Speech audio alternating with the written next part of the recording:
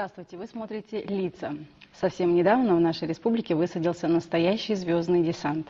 Звезды одна ярче другой, но я очень давно мечтала встретиться с одной из них. Судьба неожиданно предоставила мне такую возможность, и я просто не имела права ее упустить.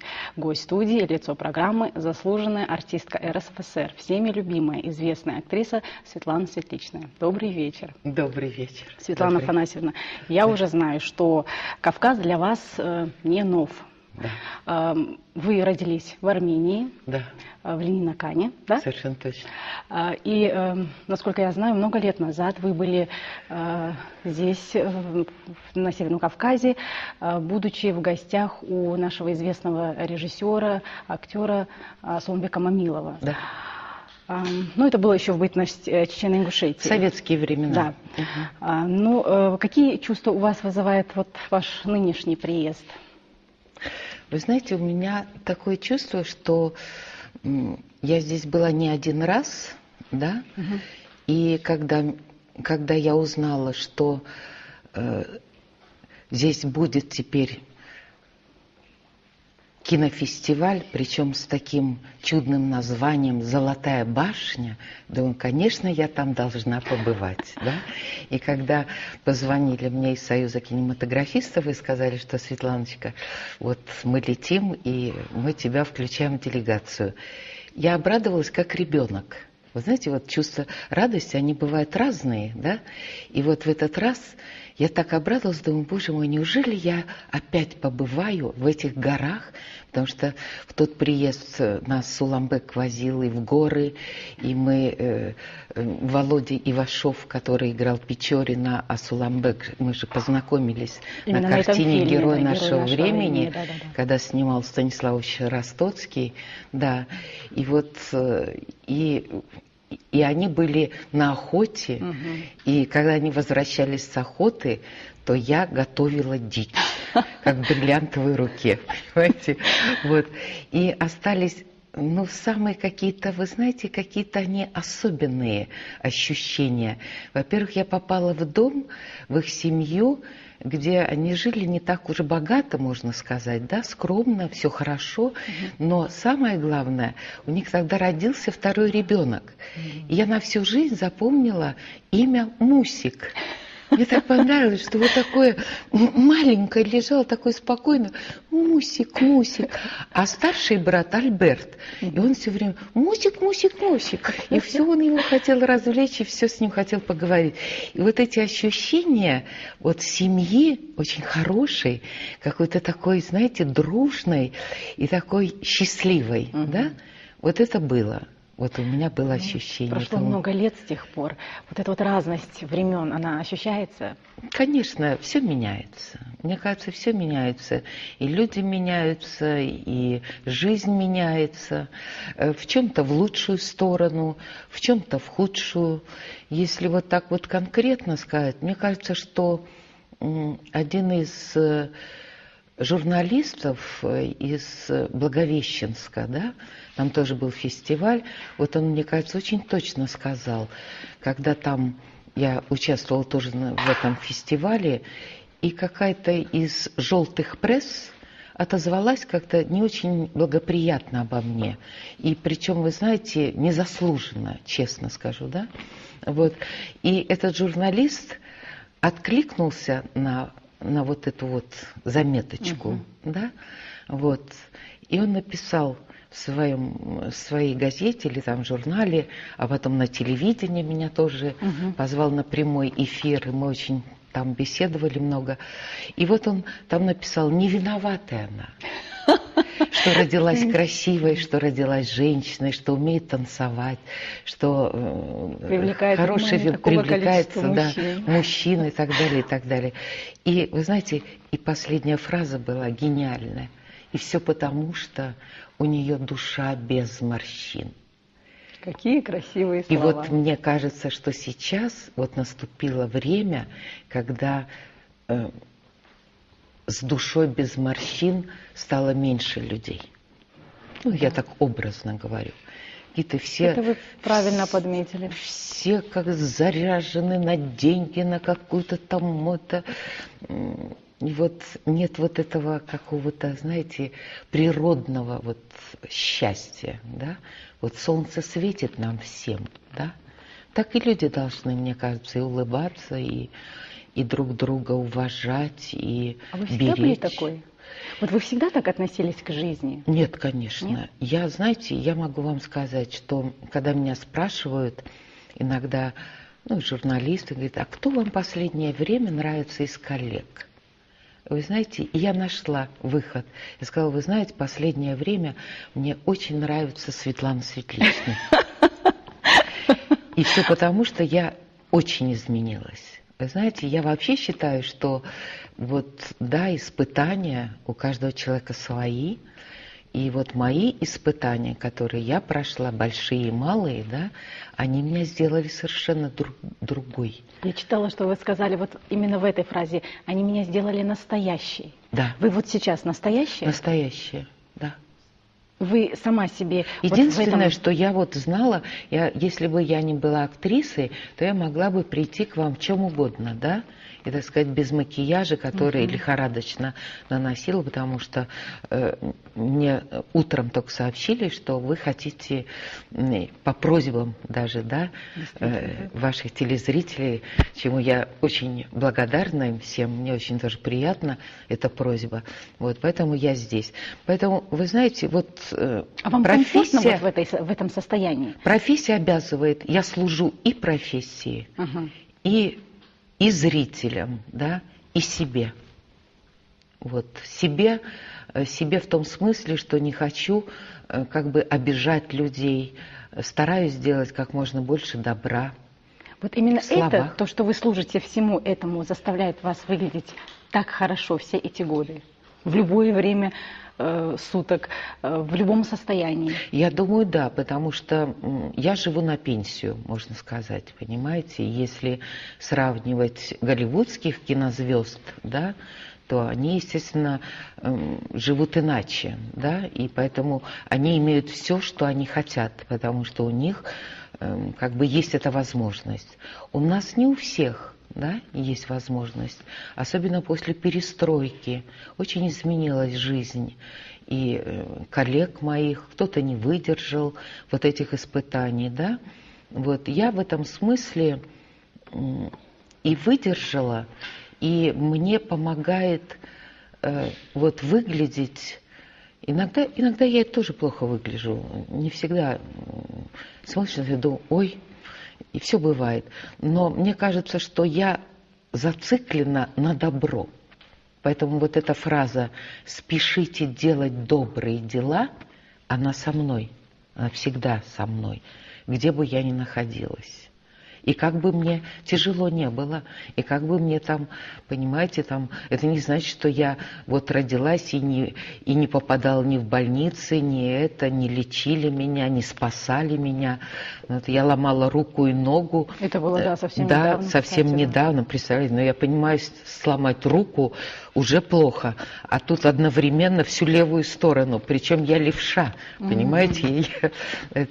Ничего, я лежала в больнице. Да, ко мне приходили в палату, и потом, когда уже там я ездила на перевязки, да, меня сажали в коляску, и меня катили по коридору больницы, все больные выглядывали, и я со всеми раскланивалась, я все это, и мне потом говорили, вот после того, как мы с вами встретились, я быстро выздоровела. Потому что вы заряжаете положительная людей. Эмоция, а мы все нуждаемся в ней.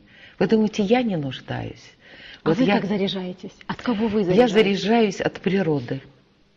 У меня квартира, я после того, как овдовела, я переехала совершенно в другой район, вот, и из моего окна виден нескучный сад. Битцевский парк, вернее, нескучный сад был на Ленинском проспекте. И вы знаете, я встаю, и солнце, у меня нет штор. Я не прячусь от него.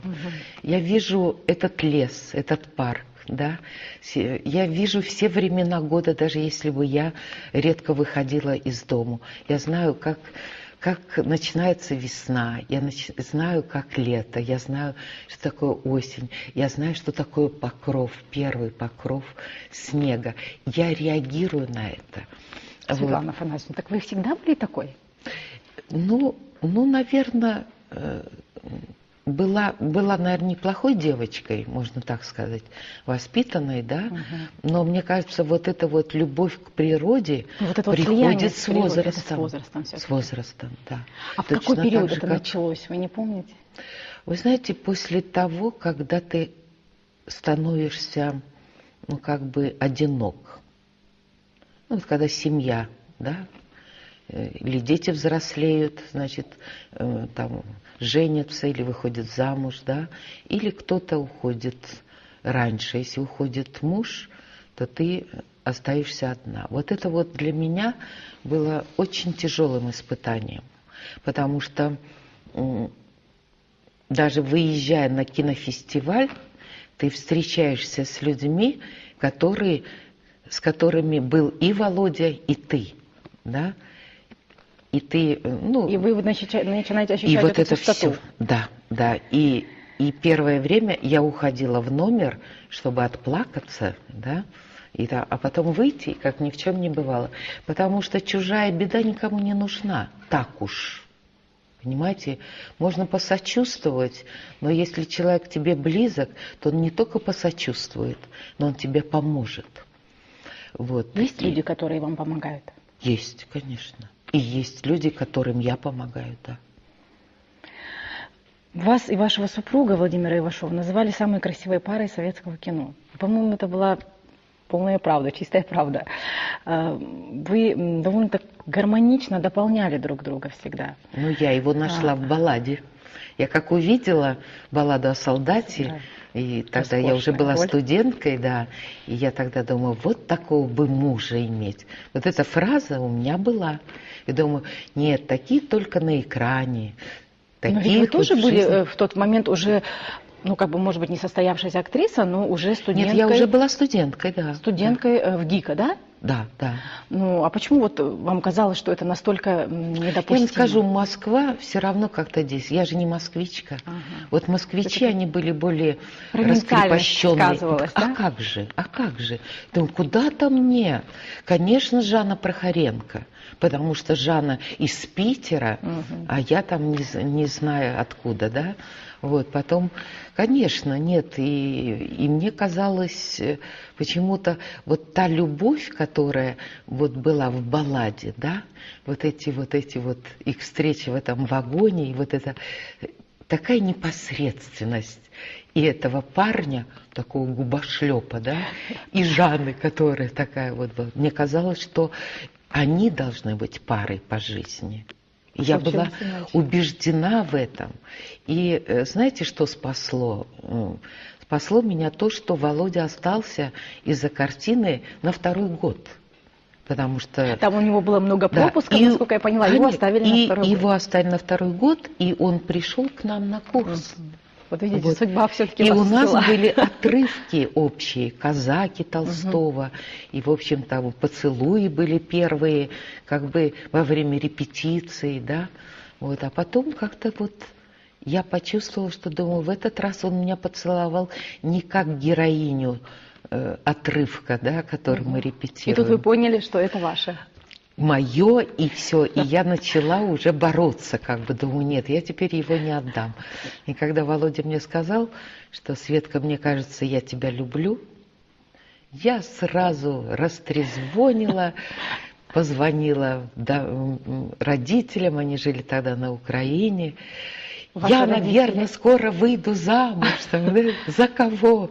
А вы пойдите посмотрите балладу о солдате. Ага. Это вы так вот представили заочно вашего будущего супруга? Да. И мама ваша сразу согласилась? Да, все приняли. Мне даже кажется, что когда мы поженились, то Володю любили больше, чем меня. У вас в жизни было все. Ну, в общем-то, как и в любой нормальной семье. Конечно. Но смерть его, в общем-то, он очень рано ушел из жизни. Я, знаете, как называю? Уход в иной мир. Вот смерть, оно какое-то жестокое слово, да? Ушел в иной мир. Кто вам все-таки помог или что помогло пережить вот эту вот боль расставания? Вы знаете, я себе сказала, как бы, что все равно жизнь не заканчивается здесь. Понимаете? И души встречаются. Я в это всегда верила, и была такая картина, куда приводит фантазия.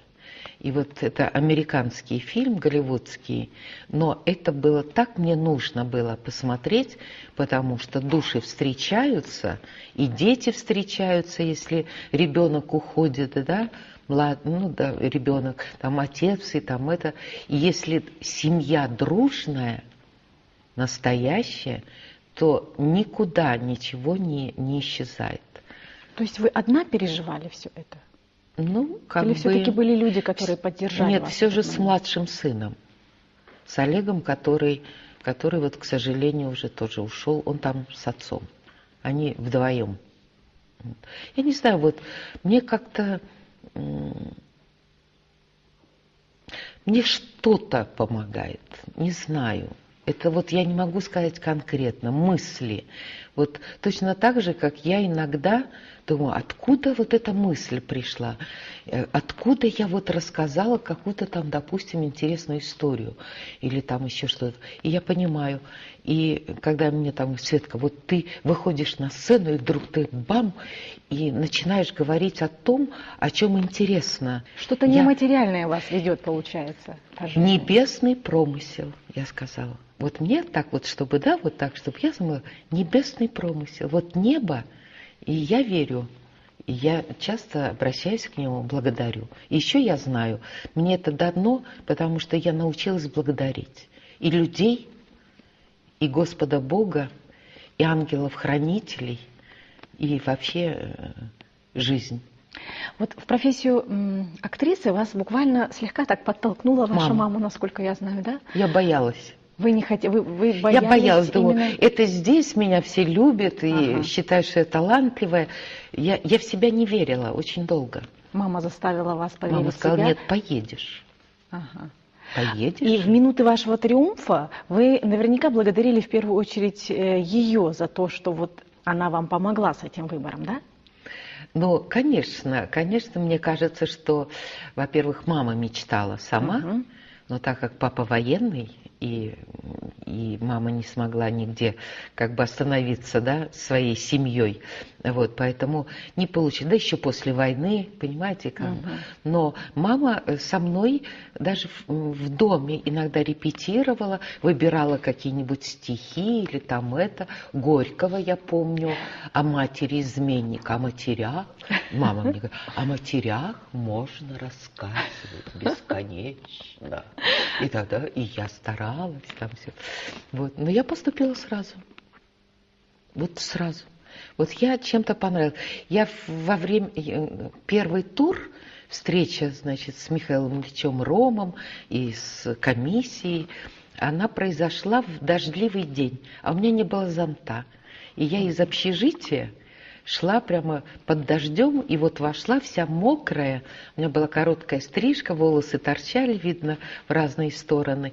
И вдруг Михаил Ильич Ром говорит, о, смотрите, какой воробей к нам вошел. А у меня еще серенькое платьице было такое. Вот. И мне это помогло. Вот то, что меня сравнили с воробьем, и я как-то, в общем, себя ощутила комфортно. Да? Мне показалось, что вот на меня взглянули по-доброму.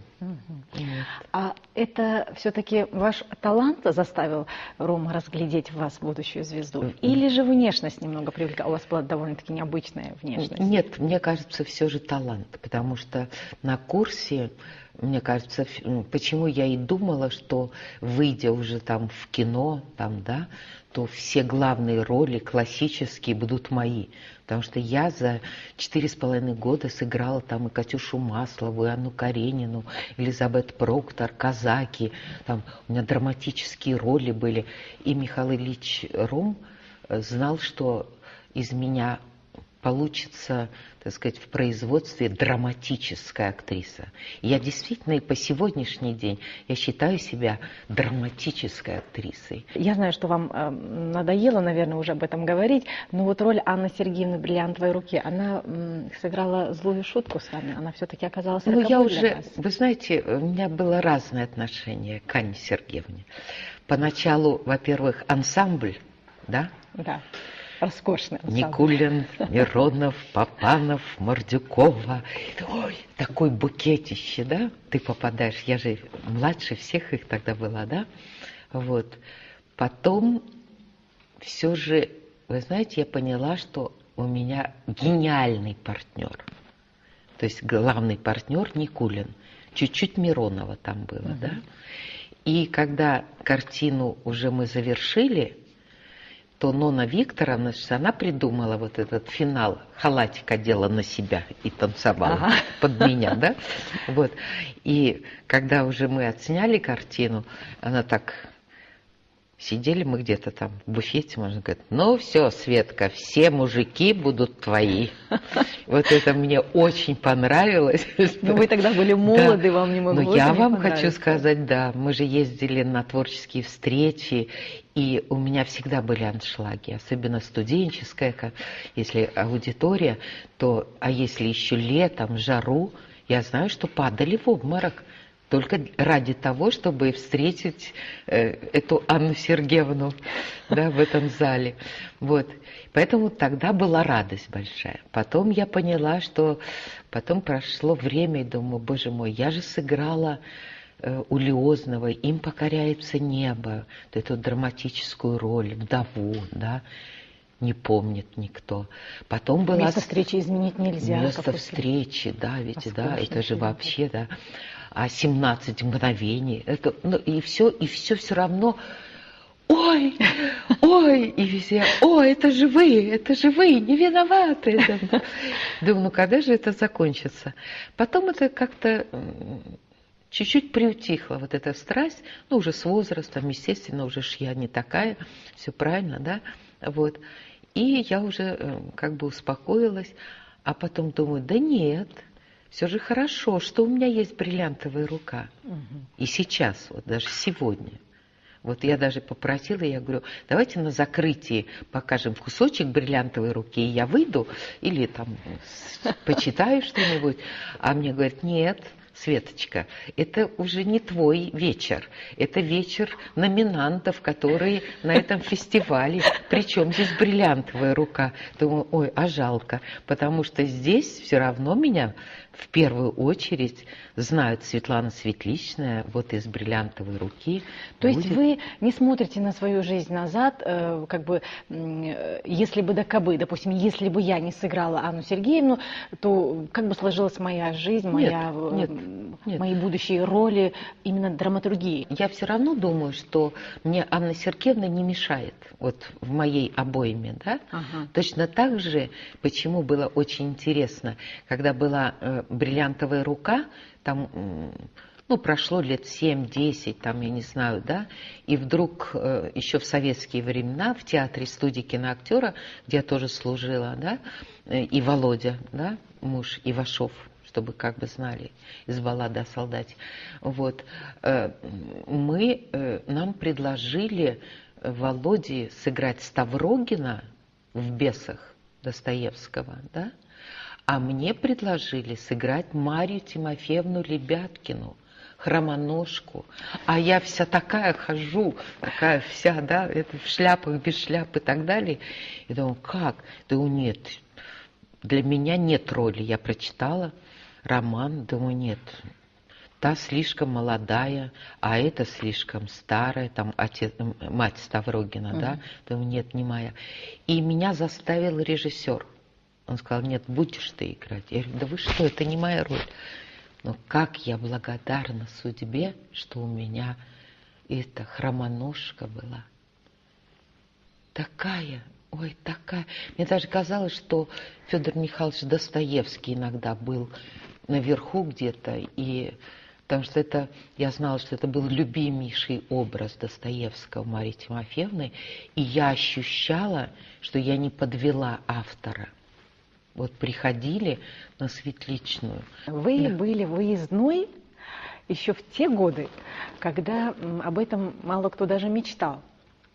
То есть поехать за границу для вас было, ну, как бы не таким уж большим достижением в те годы. Да. Вот скажите мне, какая из стран тогда произвела на вас наибольшее впечатление? Или какая поездка, может быть? Вы знаете, наверное, больше всего... Именно в советские годы. Да, а только в советские. Сейчас уже как бы... Вот я сейчас была в Ницце. Вы знаете, 3 дня мне надо. Там другие были дольше. Думаю, какое счастье, что я только на 3 дня сказала. Почему? Да. Мне там не интересно. Вот мне здесь интересно. Вот меня и хоть в горы, хоть на охоту, хоть, ну, я не знаю, хоть в дом какой-то там, чтобы увидеть, как живут. Или так далее. Мне это все интересно. Потому что это, мне кажется, имеет ко мне отношение. Или я имею тоже отношение. Понимаете, точно так же, как, ну вот...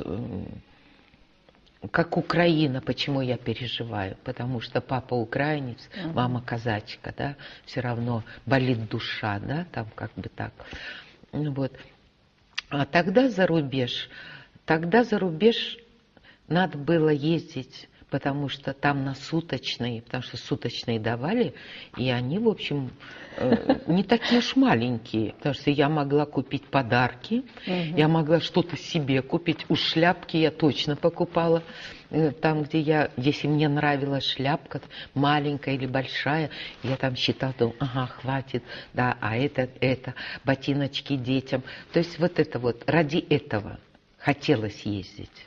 Поначалу, думаешь, приезжаешь, меня один раз мама не узнала, а я просто не дала телеграмму, я снималась в Венгрии, была картина «Держись за облака», и там я рыжая, с веснушками, в очках, и очки так она носила, моя Милли Виммерфорд, да, и я не сообщила, что я прилетаю.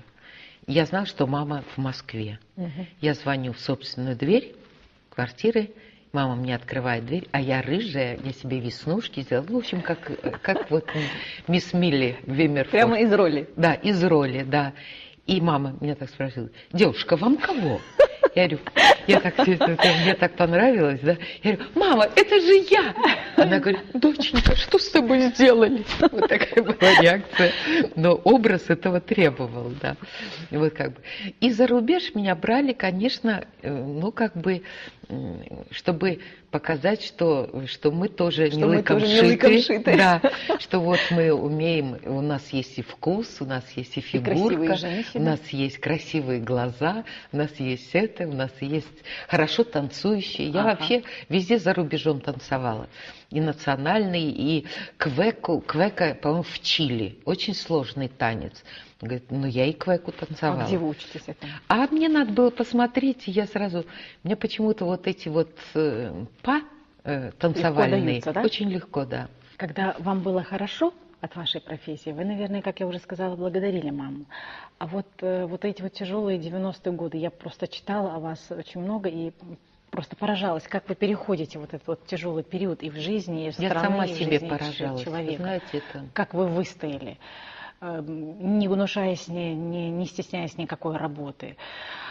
Вот в такие минуты вы не думали, обращаясь мысленно к матери, ах, мама, зачем же ты меня вот в эту профессию направила? Лучше бы уж ты меня там, я не знаю, в учителя, во врачи, в инженеры как бы вот перенаправила. Нет, когда мне нравится, что вот вы о этой теме заговорили, потому что, знаете, когда говорят, а вот вы бы повторили, если бы вот жизнь начали. Я не люблю такие вопросы, да, вот как бы. Но каждый человек находит себя в жизни, да? Или не находит. Мы не будем говорить, как важно найти супруга или как важно найти жену, да, для семьи, для детей и так далее. Все очень важно. Но если говорить о нашей профессии, то мне кажется, что все равно я жалела тогда, но не к маме обращалась, а жалела. Что дуреха, зачем я поехала в Москву? Я бы лучше бы пошла на ветеринара. То есть вот у меня такая вот тяга к животным, особенно к собакам. Вот когда ты сидишь и тебя никуда не приглашают, Я знаю, что и ты очень никому не тяжело для нужен, актера. очень, это очень, да. И ты можешь и спиться, ты можешь и вообще опуститься, ты можешь вообще пасть на дно, как говорится, да, побывать на дне, потом вернуться, если есть дух, да. Вот. Это очень. И вот тогда я думала, зачем мне эта профессия? Вот зачем я пошла? Нужно все время, в магазин даже просто так нельзя выйти, да, чтобы так, потому что я узнаваема до сих пор. Понимаете? Вас трудно не узнать. Вот, ну вот, куда бы ни появилась, причем и детвора узнает еще, малышня, вы понимаете? Вот, поэтому как бы, но пройдя через это, да, допустим, вот ожидание, вот эта вот профессия, мне кажется, еще женщине еще как-то еще можно, да, зависеть, пригласили вас или нет. А вот как мужчинам, вот страдал больше всего Володя, вот эта зависимость. И причем вас могут пригласить, и вы можете прийти на смотрины, и вы можете... Это унижает. Это так унижает. А потом вам еще и не позвонят.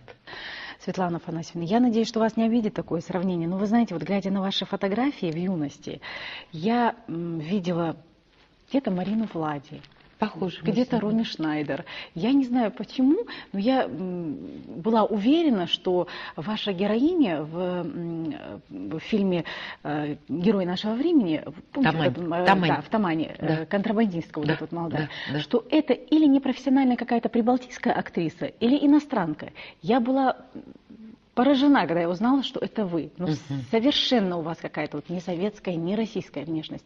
От кого вы ее унаследовали? А вы знаете, это вот на Украине, вот село Мирное, вот где папа оттуда, Краснокутский район, это Украина. И вот там все вот такие скуластые, вот с такими глазами, выразительными. Я просто говорю, ой, какие глаза. Я говорю, дело не в красоте. Они выражают, мои глаза могут выразить все, что угодно. Причем сходу, понимаете, и грусть, и печаль, и радость, и восторг, и все, что хотите. Вот там такие.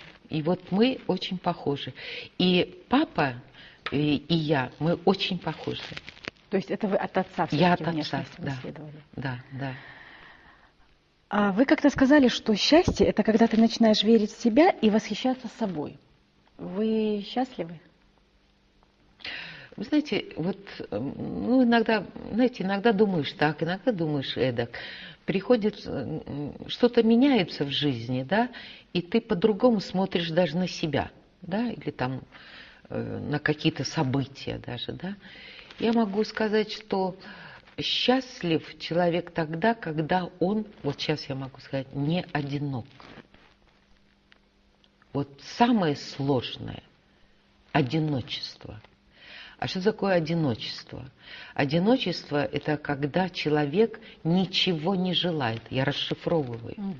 У него нет никаких желаний. То есть вы не физическое одиночество имеете в виду? Да, конечно, да.